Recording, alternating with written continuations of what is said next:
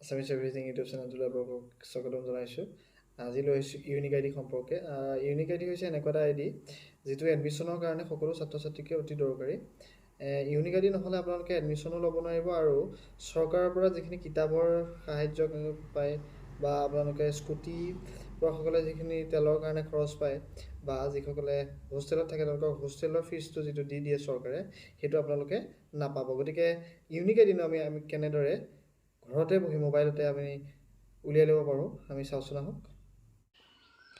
Unique আই ডিৰ কাৰণে আমাৰ ডেছক্ৰিপশ্যনত দিয়া যিটো লিংক সেইটোত আপোনালোকে প্ৰথমতে ক্লিক কৰি ল'ব লাগিব।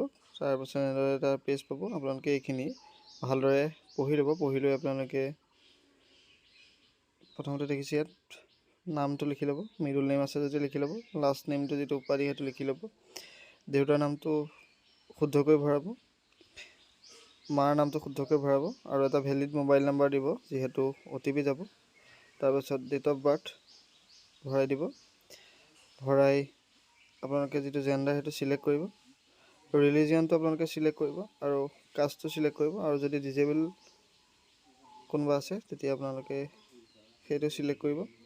চিলেক্ট কৰি আপোনালোকে ডমিচিয়েলটো চিলেক্ট কৰি ডিষ্ট্ৰিক্টটো চিলেক্ট কৰি ল'ব। তাৰপিছত এক্সামিনেশ্যন এণ্ড কোৰ্চ ইনফৰমেশ্যন তাত আপোনালোকে আহিব।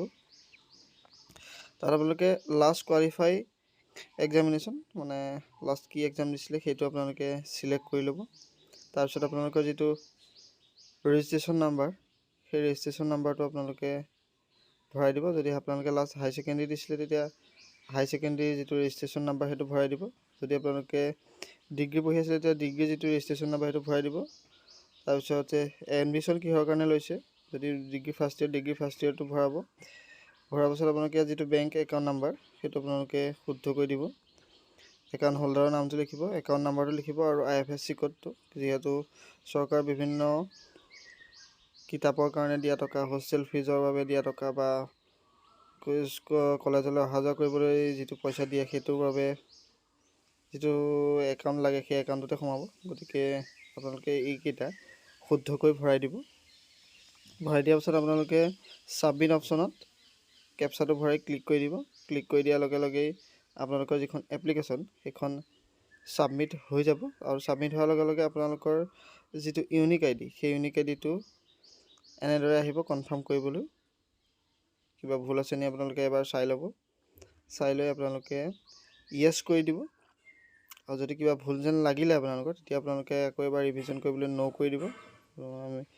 আমি ইয়াতে গোটেইখিনি পূৰাই য়েছ কৰি দিছোঁ। য়েছ কৰি দিয়াৰ পাছতে আপোনালোকৰ ইউনিক আই ডিটো জেনেৰেট হৈ যাব। আপোনালোকে ইয়াতে দেখিবলৈ পাইছে যে কেনেদৰে ইউনিক আই ডিটো আপোনালোকৰ জেনেৰেট হৈ গৈছে। একনলেজমেণ্ট আৰু লগ আউট বুলি আছে। আপোনালোকে ইউনিক আই ডি ফুল নেম আৰু ৰেজিষ্ট্ৰেশ্যন নাম্বাৰ এনেকৈ কৰিছে আৰু আপোনালোকে যিটো একনলেজমেণ্ট সেইটো ডাউনলোড কৰি ল'ব আৰু সেইটো ফিউচাৰ ৰেফাৰেঞ্চৰ কাৰণে আপোনালোকে প্ৰিণ্ট কৰি বা মোবাইলতে ছেভ কৰি ৰাখি ল'ব। ধন্যবাদ।